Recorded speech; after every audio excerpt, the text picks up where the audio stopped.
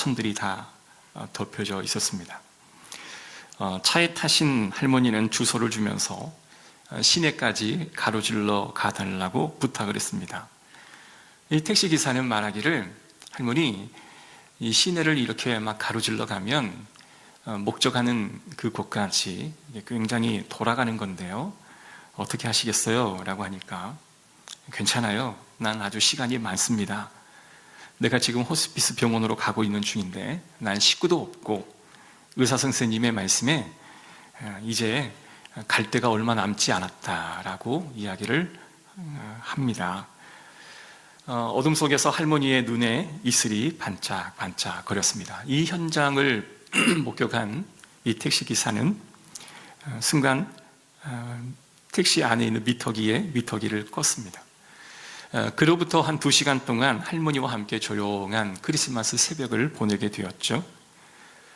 길을 운전하고 가면서 그 할머니가 젊었을 때 일을 했던 빌딩, 그리고 처음 댄스 파티에 가서 화려하게 사랑하는 사람과 춤을 추었던 무도회장, 또 신혼 살림을 차렸던 그 집들을 천천히 지나갔습니다. 때로는 어떤 건물 앞에는 한참 동안 세우고 아무 말도 하지 않은 채 그 할머니는 그 건물에 주시하고 있기도 했었습니다.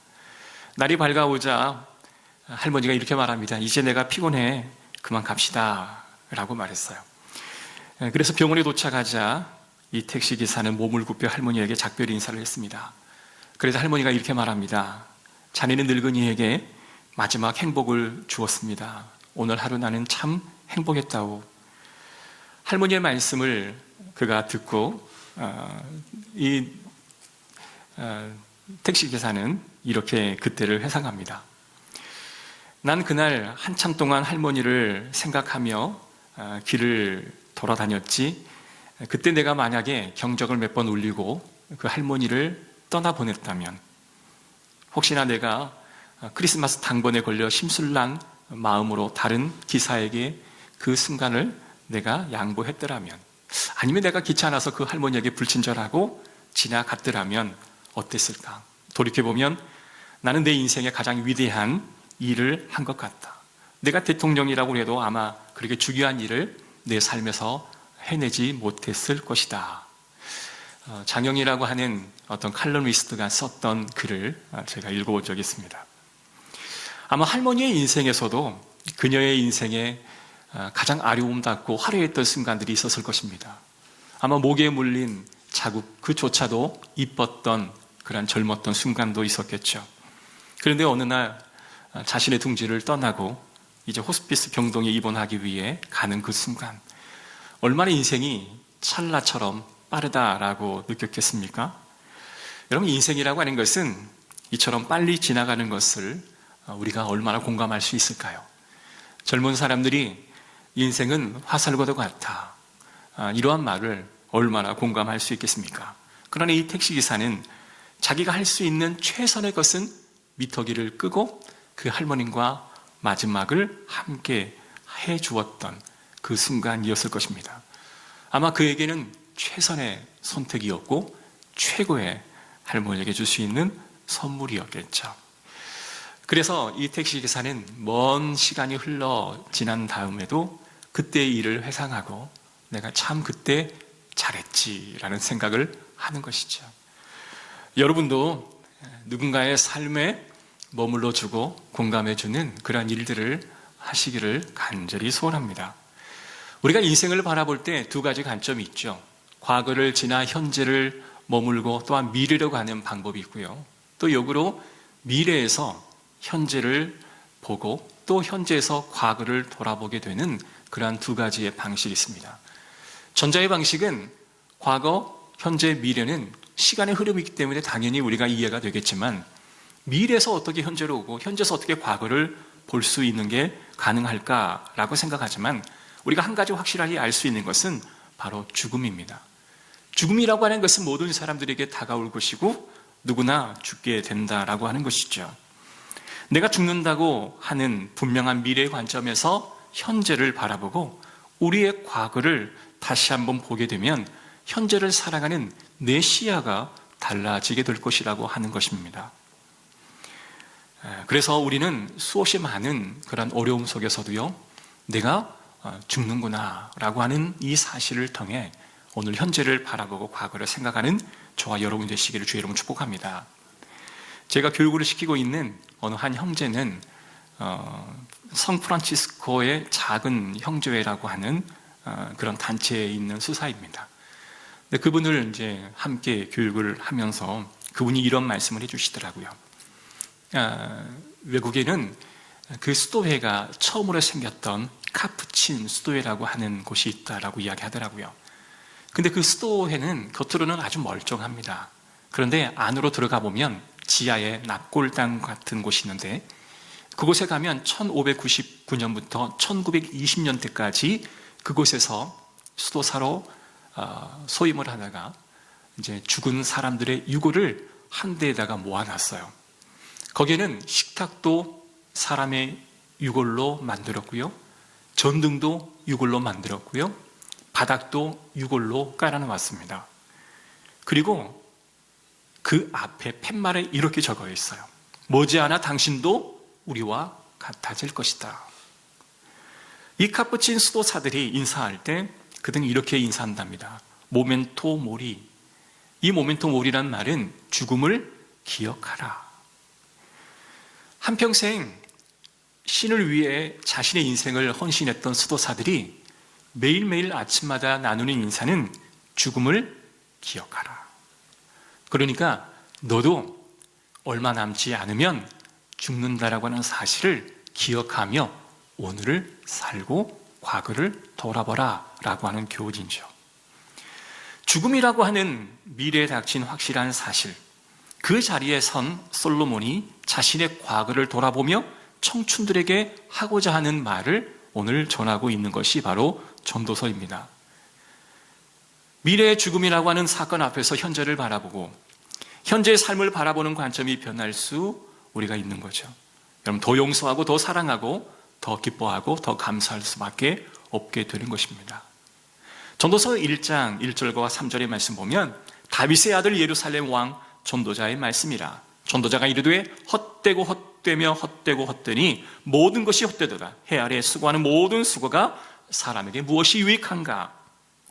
이 짧은 말에 헛되다라고 하는 말이 무려 5번이나 반복되고 있습니다. 여러분, 헛되다라는 이 말은 히브리 말로 헤벨이라는 말이죠.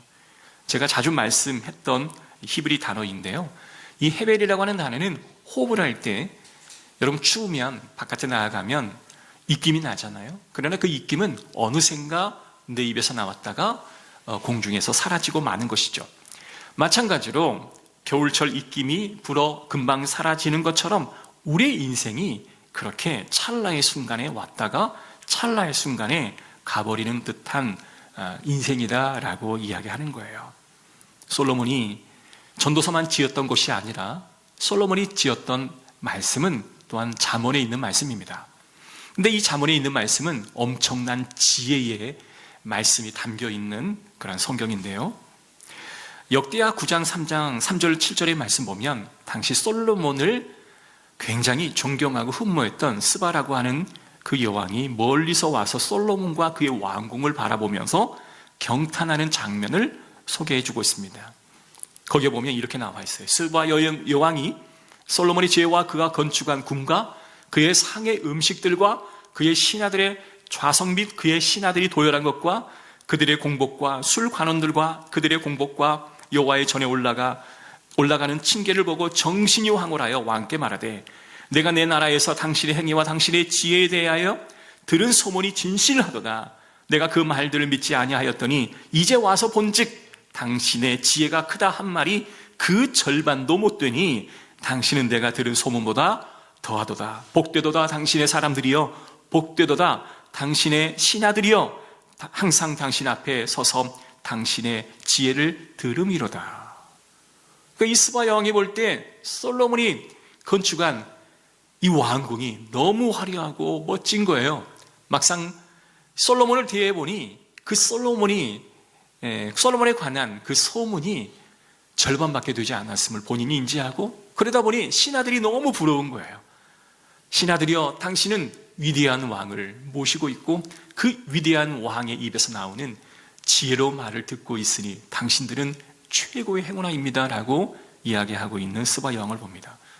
여러분, 솔로몬의 업적은 이처럼 대단한 업적이죠. 그는 지혜를 쌓았고 그의 인생에 어떤 왕도 달성할 수 없는 많은 것들을 달성하였습니다. 그런데 이런 경탄할 것을 많이 이뤄놓았던 솔로몬이 그의 인생의 잠언서에는 이렇게 고백합니다. 모든 게 허탄하다. 전도자가 이르되 헛되고 헛되도다. 모든 것이 헛되도다. 여러분, 전도자가 자신은 지혜자인데 자신이 쌓아왔던 모든 것들이 허탄하다고 고백하고 있어요. 잠언서의 지혜서를 쓰고 세상의 칭송을 받았던 이 솔로몬이 내가 이토록 공부하기 위해 몸은 힘들게 하였고 자신의 모든 삶을 살아가는데 내가 생각해 보니 헛되다라고 이야기를 하는 것입니다. 많은 사람들이 높은 산을 올라가기 위해 오늘도 수고하지만 다른 사람에게 제쳐가요. 야, 어서 가자, 어서 가자, 빨리 가자, 나와 함께 가자, 이렇게 손을 잡고 그들의 뒤를 제쳐가며 가보지만 막상 도달해 보면 아무것도 없는 거예요. 막상 내려갈 일만 남았고 삶의 목표가 사라지자 갑자기 허무해지기 시작했습니다. 솔로몬이 모든 것이 허무했다라고 하는 말의 의미는 바로 이와 같은 거예요. 우리 과거에는 어르신들이 아침에 일어나시면 꼭 하는 인사가 있죠. 어르신, 안녕히 주무셨습니까? 이 말은 많은 분들이 간밤에 이렇게 질병으로 사망하는 일들이 너무 많은 거예요. 그래서 어르신, 안녕히 주무셨습니까? 라고 하는 인사가 우리 한국에는 굉장한 좋은 인사였고 시대의 상황을 반영하는 그런 인사였던 거죠. 중세시대에는요, 흑사병이 한 번 돌아서 3년 만에 2천만 명이 죽게 되는 끔찍한 일이 있었습니다. 지금 미국도 30만 명이라고 하는 코로나 사상자가 발생했고요. 지금 한국도 오늘 1,000명이 넘는 그런 확진자가 발생하고 여기저기서 많은 사람들이 이 코로나로 인하여 죽어가는 모습을 봅니다. 또 우리 노예 목사님 중에 한 분도 코로나에 걸려서 연세가 많이 드신 분인데 어제 간밤에 소천하셨다라는 소식을 들었습니다. 여러분, 그 전까지 함께 정을 나누고 사랑을 나누고 또한 귀한 교훈을 나누었던 지체들인데 그 지체들이 어느 날 갑자기 하루아침에 우리 곁에서 떠나는 그 순간들이 우리는 항상 맞이하며 살아가는 거예요. 그래서 인생이라는 게, 죽음이라는 게 어이없게 다가오는 상황 속에 솔로몬이 이 죽음이라는 병 앞에 그는 연기처럼 사라질 것, 그리고 아직도 살아갈 힘이 없는 모든 젊은이들에게 하고자 했던 말 한마디, 청년의 때에 너의 창조주를 기억하라. 그 공고한 날이, 이 공고한 날이란 죽을 때입니다. 이러한 날이 이르기 전에 아무 낙 없다 할 때 가기 전에, 흙은 여전히 땅으로 돌아가고 영은 그것을 주신 하나님께로 돌아가기 전에 기억하라. 그러니까 다른 게 아니라 창조주 하나님을 기억하라고 솔로몬은 청년들과 모든 이들에게 강력하게 이야기하고 있는 것입니다. 내가 결국 살아보니 인생이 덧없더라. 내가 살아갈 길이 많이 남은 너희들에게 말하고자 하는 것은 너희가 허무와 절망 가운데 죽지 않기 위해서는 하나님을 기억하는 것, 그것뿐이다 라고 이야기하는 겁니다. 여러분, 그냥 던져지는 말이 아니라 솔로몬은 전심을 다해서 하는 충고임을 우리가 잘 기억해야 될 줄로 믿습니다. 전도서 1장에 보면 대부분 나 전도자는 예루살렘에서 이스라엘 왕이 되었다. 그래서 나 1인칭으로 기록을 합니다. 그런데 이 솔로몬은 이제부터는 나가 아닌 너가 어떤가를 이야기하고 있습니다. 12장에 갑자기 톤이 바뀌어요. 너는 청년의 때에 창조주를 기억하라. 12절에 보면 내 아들아 또 이것들로부터 경계를 받으라. 많은 책들을 짓고 끝이 없고 많은 공부하는 것은 몸을 피곤하게 하느니라. 그러니까 1장부터 11장까지는 나라고 하는 주어를 주로 쓰고 있다가 12장부터는 2인칭으로 너 젊은이들아, 내 아들들아, 내가 허탄한 것은 허탄한 것이고 내가 너희에게 당부한 것은 바로 이것이니라 라고 이야기하고 있는 솔로몬의 모습을 보게 됩니다. 그러니까 솔로몬이 그랬던 것 같아요. 결국은 사는 게 허무하다. 이렇게 말하고자 하는 솔로몬이 정말 하고 싶은 말이 뭘까요? 인생이 허무하다라고 하는 말을 하고 싶은 걸까요? 그렇지만은 않습니다.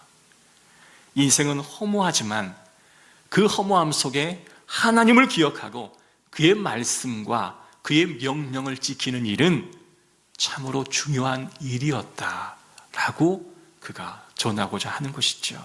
13절, 일의 결국을 다 들었으니 하나님을 경외하고 그의 명령들을 지킬지어다. 이것이 모든 사람의 본분이니라. 솔로몬은 이 말을 하고 싶었던 것입니다. 하나님을 경외하고 말씀을 지키라.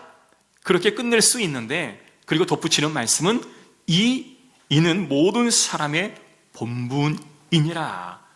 이것을 원어의 말씀으로 직역을 하면 하나님을 경외하고 그 말씀, 곧 명령을 지키는 것이 사람의 전부다라고 이야기하는 겁니다. 여러분, 사람이라고 하는 단어는 히브리어로 아담이라는 단어인데요, 인생과 사람의 전부라고 말할 수 있는 것은 하나님 말씀대로 살아가는 것이기 때문이다라고 말하는 겁니다. 내가 지혜로 이 세상을 살아봤지만 하나님 말씀 안에서 그 순간순간 살아가는 시간만이 정말 의미 있는 시간이었다라고 솔로몬은 고백을 하고 있는 것이죠. 결국 우리의 삶에서 돌이켜볼 때 내 삶에서 의미가 있었다 말할 수 있는 것은 내가 하나님 안에 거할 때, 하나님 말씀 안에 살아갈 때, 하나님의 은혜 안에 살아갈 때, 그것이 진정 참으로 의미 있는 시간이었다라고 솔로몬은 강한 목소리로 우리에게 말하고 있는 것이죠. 여러분, 솔로몬의 인생을 뒤돌아보십시오. 수많은 여자를 아내로 삼았습니다. 심지어 이방의 나라에서 가나안 여인을 아내로 삼기도 하였습니다. 왕궁을 짓고 멋진 왕궁에서 쾌락을 위해 살았던 인생이었습니다. 그러나 그 모든 것이 하나도 기억에 남지 않더라라고 이야기하는 거죠.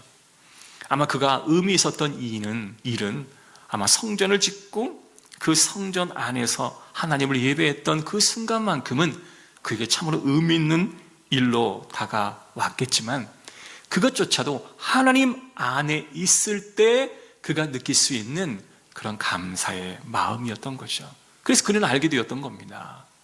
하나님 안에 머물면서 하는 일은 내 인생의 기억도 남고 참 잘했구나 라고 하는 생각이 들지만, 하나님 안에 머물지 않고 했던 모든 일들은 그렇게 더더풀 수가 없다라고 고백을 하는 거죠.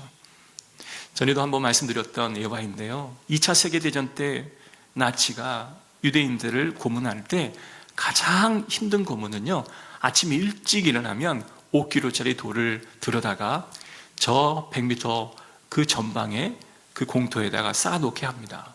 그러면 하루에 수백 개의 돌을 그곳으로 옮겨다 놓겠죠. 그러면 그 다음날 또 그렇게 명령하는 겁니다. 옮겼던 그 돌을 다시 원위치로 다시 갖다 놓으라 하면 사람들이요, 정신이 혼미해진답니다. 왜냐하면 사람들이 의미 있는 일을 해야만 삶의 가치와 어떤 만족을 느끼며 살아갈 수가 있는데요, 의미 없는 일을 자꾸 시키면 사람들의 멘탈이 붕괴되게 되는 것이죠. 인생이 의미 없는 삶을 살아가고 있다면, 나는 의미 있다라고 생각하지만 전국에 하나님 보시기에는 의미 없는 일들을 내가 목숨 바쳐 하고 있다면, 우리는 먼 훗날 진정한 의미를 깨닫는 그 순간 나의 의미 없는 행동의 덧없음을 얼마나 많이 공감하겠습니까? 그래서 그 인생을 살아봤던 솔로몬이, 너희는 하나님 안에 살지 않고 마치 의미 없는 돌을 이곳에서 저곳으로 옮기는 사람처럼 바둥바둥거리며 조바심을 느끼고 그렇게 살아갈 것이 아니라 오직 하나님 말씀 안에서 의미 있는 삶을 발견하고 그 의미 있는 삶을 매일매일 반복하면서 너의 삶의 종착역에 다다랐을 때, 그래, 내가 참 의미 있는 일을 했구나 라고 하는 고백을 하게 하라 라고 하는 것이 솔로몬의 간절한 부탁이었습니다. 사랑하는 성도 여러분, 하나님 안에 거하면 염려도, 불안도, 탐욕도 나를 지배할 수가 없습니다. 우리가 하는 일들이 두렵고 걱정되고 또 내 생각, 내 판단 가운데 바둥거리는 일이 너무 많은 것은 사실이나, 그러나 하나님 말씀 안에 거할 때 내 생각과 내 걱정과 탐욕과 불안 가운데 아둥바둥했던 나의 시간은 멀리 멀리 떠나가 버릴 것입니다. 어느 한 부인이 가정생활을 하다가 너무 힘든 거예요. 여러분, 주부들이 우울증을 참 많이 경험한 것은 한 번도 그 인생을 대비해보지 못하고 경험해보지 못했기 때문에 새로운 인생이 내게 다가오면 참으로 많은 혼란을 겪습니다. 그래서 미리미리 준비하고, 이러한 고통이 내게 올 것인데 그때 내가 이렇게 대처해야 되겠다라고 계획했던 사람은 훨씬 더 그 위기를 잘 극복할 수가 있는데요, 전혀 대처하지 않다가 갑작스럽게 다가오는 고통이 있으면 많은 사람들이 힘들어합니다. 한 주부가 가정생활을 비관합니다. 그래서 항상 하나님 앞에 나와서 기도하기를, 하나님, 나 좀 데려가십시오. 도저히 내가 힘들어서 살아갈 수가 없습니다. 근데 하나님께서 그에게 다가오셔서, 그래, 내가 너의 소원을 들어줄게.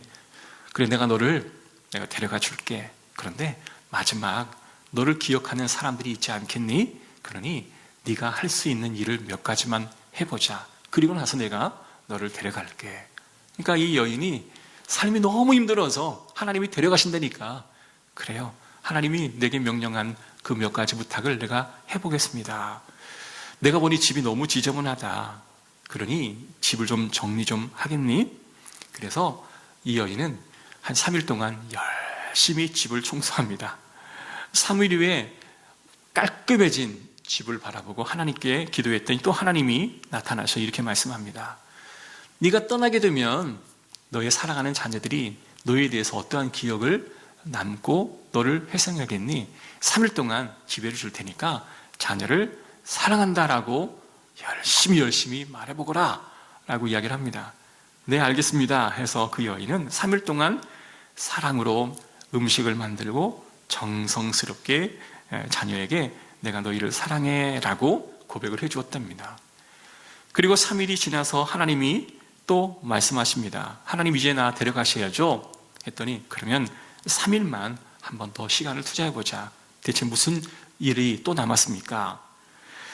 혹시 네가 떠나면 남편이 얼마나 큰 상처를 받겠니? 그래서 장례식에 네가 좋은 여자였다고, 좋은 아내였다고 그 남편의 입에서 고백되어 줄 수 있도록 3일만 남편에게 최선을 다해서 친절하게 한번 대해줘보라. 네가 너무나 마음이 이렇게 우울해서 남편에게 그런 말을 한 번도 하지 못했지 않니? 그래요, 내가 마음에는 썩 들지는 않지만 내가 최선을 다하겠습니다. 그래서 이 여인이 3일 동안 남편에게 최선을 다해 사랑을 표현했어요.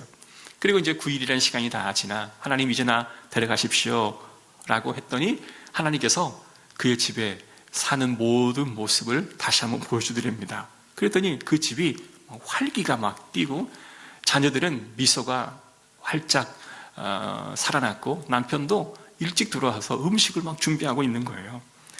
그러니 이전에 보았던 그 우울하고 암담했던 가정의 분위기는 싹 사라지고 갑자기 집이 확 바뀌어 있는 거죠. 그래서 이 여인이 하나님께 질문합니다.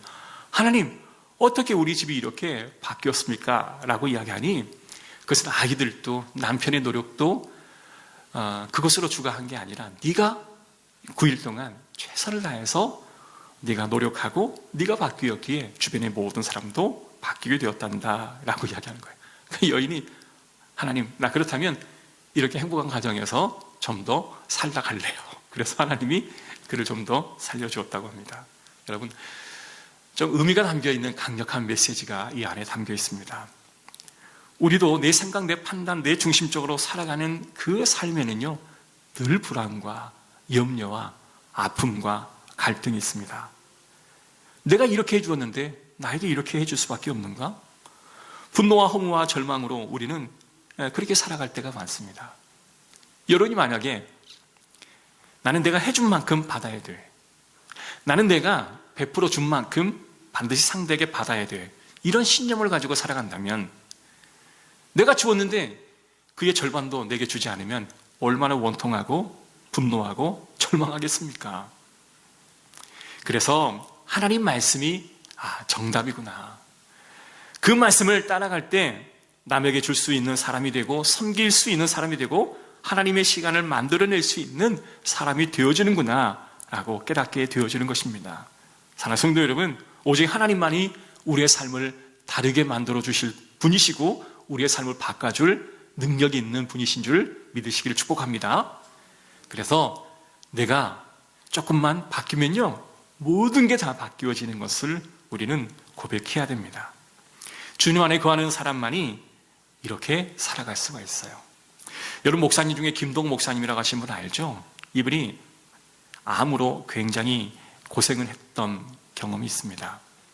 한 차례 큰 수술을 받고 CT를 찍는다고 할 때, 여러분, 그 암 환자가 암이 이제 수술을 받든지 항암을 하고 나서 어느 정도 회복이 되었다라고 판명을 받고 다시 한번 재발 확인을 하는 그 순간이 가장 긴장된 순간입니다.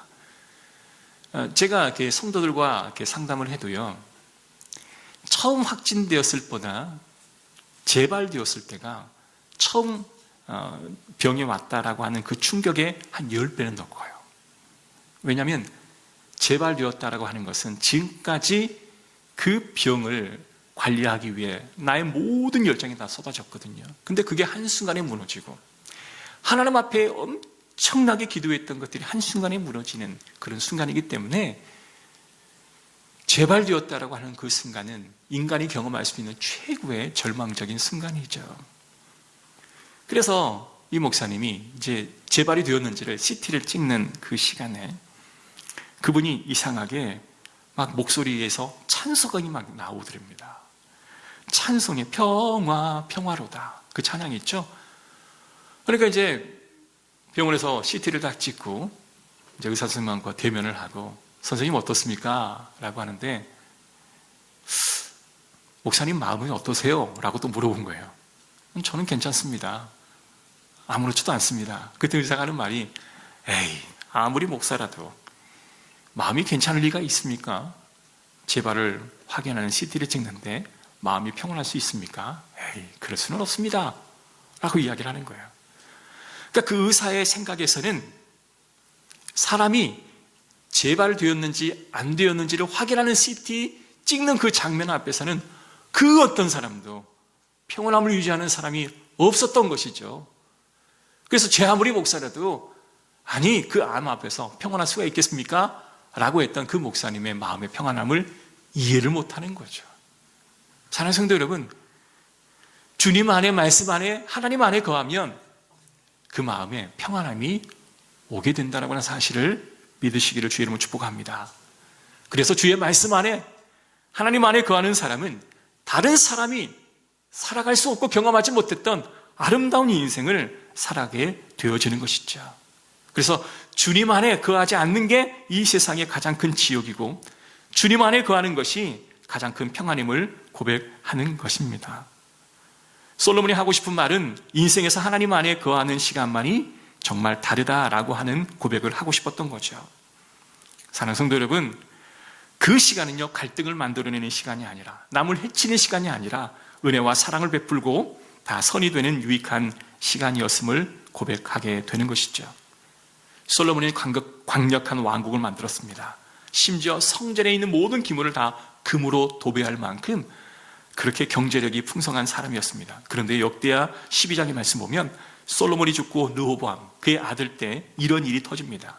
애굽 왕의 시삭이 올라와서 솔로몬이 만들었던 그 방패를 가져가고 모든 금을 다 벗겨가는 그런 끔찍한 일이 발생합니다. 여러분, 솔로몬의 그 화려했던 명성도 그가 죽고 나자 그의 아들 때 엄청난 침략자가 와서 그가 쌓아왔던 모든 것을 다 한순간에 그냥 싹 사라져가게 다 거두어 갈 수밖에 없는 게 인생이라고 하는 것을 말하고 있는 거죠. 그래서 선도자가 말하기를 헛되고 헛되다라고 말하는 것이죠. 그래서 우리의 진정한 인생의 가치는 오직 하나님 한 분만 우리가 둘 수 있는 것을 믿으시기를 주의 이름으로 축복합니다. 그래서 이 땅을 살아가는 동안 하나님께 기억되고 하나님께 기억 남는 시간이 우리의 평강의 시간이요 또한 담대하고 소망의 시간임을 우리는 깨달아야 하는 것이죠. 여러분, 솔로몬은요, 정확히 말하면 인생의 끝이다라고 그런 생각했던 것 같습니다. 그러나 우리는 솔로몬과는 달리 예수 그리스도의 부활을 체험했던 사람입니다. 솔로몬은 예수 그리스도의 부활을 알지 못하고 죽어갔습니다. 그러나 우리는 예수 그리스도의 부활을 경험했습니다. 예수 그리스도의 죽음과 부활을 경험하는 사람의 고백이 어떤지 한번 보실까요? 디모데전서 4장 6절과 9절에 있는 말씀 보면 사도 바울이 했던 고백은 사뭇 솔로몬의 고백과는 전혀 상반되는 고백을 하고 있습니다. 6절에 있는 말씀 보면 나는 이미 부어드리는 제물로 피를 흘릴 때가 되었고 세상을 떠날 때가 되었습니다. 똑같이 세상을 떠날 때가 되었다라고 말하고 있죠. 나는 선한 싸움을 싸우고 달려갈 길을 마치고 믿음을 지켰습니다. 이제는 나를 위하여 의의 면류관이 마련되어 있으므로 의로운 재판장이신 주님께서 그날에 그것을 나에게 주실 것이며 나에게만이 아니라 주님께서 나타내시기를 사모하는 모든 사람에게도 주실 것입니다 라고 디모데전서 4장에 나와 있는 거죠. 여러분, 이 사도 바울의 고백에는 허무함이 있습니까? 달려갈 길을 다 마치고 의의 열매를 맺으며 끝을 맺는 그에게 수고했다 맞아주시는 하나님에 대한 확신만 있을 뿐 그의 인생의 고백에는 허무함도 없습니다. 안타까움도 없습니다. 여러분, 예수 그리스도의 죽음과 부활을 경험한 사람은 다시 이 땅에 살아가는 삶의 의미가 달라지게 되어지는 것이죠. 사랑하는 성도 여러분, 이 땅을 살아가면서 사도 바울과 같이 삶의 의미를 만들고 죽음 앞에 허무함을 느끼지 않는 저와 여러분은 성공한 인생이다라고 말할 수 있을 것입니다. 그래서 예수님이 실제로 솔로몬과 예수 그리스도를 믿고 복음 가운데 살아가는 이 사도 바울의 말씀과 대조되어지는 그 음성을 우리는 바라봅니다. 솔로몬의 화려했고 명성이 자자했고 백합과 결국 꽃 하나만큼도 못하다고 하는 그 고백과는 달리 나는 모든 것을 하나님과 동행했고 말씀 안에 붙들려 있으니 나는 두려움이 없다라고 여기는 거죠. 어제 그 목사님이 소천하셨어요. 갑작스럽게 다가오는 그런 질병으로 고통을 경험하고 돌아가셨죠. 근데 저는 그 목사님 마음속에 그래 주여, 내가 한평생을 의미 있게 살았습니다. 주의 복음을 증거하며 한평을 살았습니다. 하나님 이 영혼 받아주옵소서라고 고백하면 저는 그 죽음이 오히려 하나님 보시기에 아름다운 인생의 마감이 되지 않았을까요? 저는 그렇게 희망해 보고 그렇게 소망해 봅니다. 여러분, 이 말씀 안에 거하는 사람의 삶은 진정 아름답고 행복할 수밖에 없는 것이죠. 이 세상을 만드신 이가 바로 창조주 하나님이십니다. 그것을 믿고 그것을 붙들고 그것을 살아가게 된다면 솔로몬과 같은 많은 것을 이루었지만 결국은 허무하다라고 말하기보다 자신의 모든 것을 다 포기하고 자신의 이룰 수 있는 것을 다 내려놓고 오직 주의 복음 하나만을 증거하기 위해 헌신했던 사도 바울의 인생이 오히려 솔로몬과는 대조되어 나는 주님 앞에 말씀 앞에 거하여 행복했노라 고백하는 그러한 인생, 저와 여러분이 사도 바울과 같은 그 고백을 하는 인생 되시기를 주의 이름으로 축복합니다. 기도하겠습니다. 하나님 참 감사합니다. 사도 바울과 같은 고백을 할 수 있는 그런 인생을 살게 하여 주옵소서. 예수 그리스도의 이름으로 기도합니다. 아멘. 우리 찬양이 할까요? 우리 가사 좀 띄워주십시오. 하늘을 바라보라.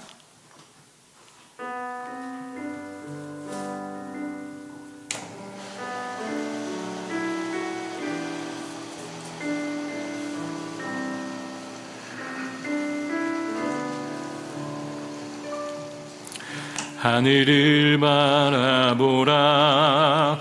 저녁은 저 바다도 온 세상 지으신 주님의 솜씨라.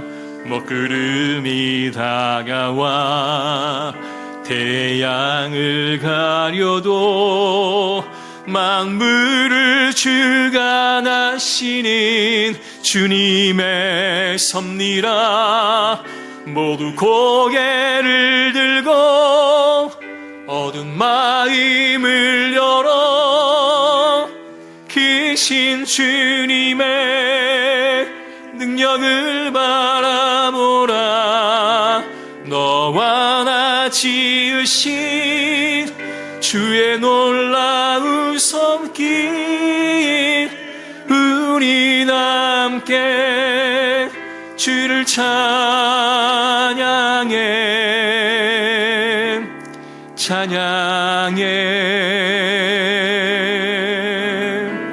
온 하늘과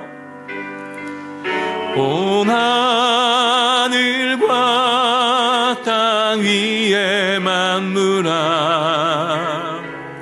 겸손히 무릎 꿇고 주의 위엄 앞에 경배하라. 우리 2절 찬양할게요. 들의 핀 꽃을 보라. 들의 핀 꽃을 보라. 하늘을 나는 새도 만물을 지으신 주님의 솜씨라. 눈보라가 닥쳐와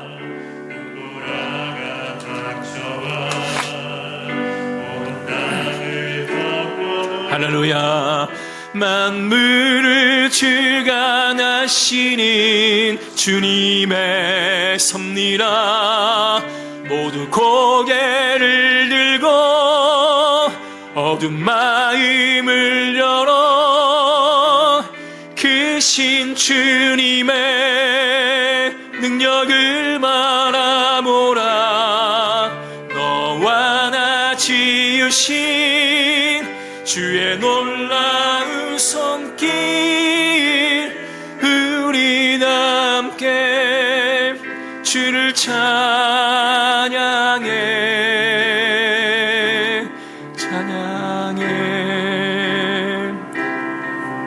온 하늘과 온 위에 만물아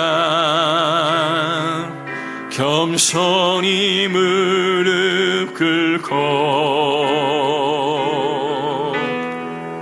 주의 위엄 앞에 경배하라.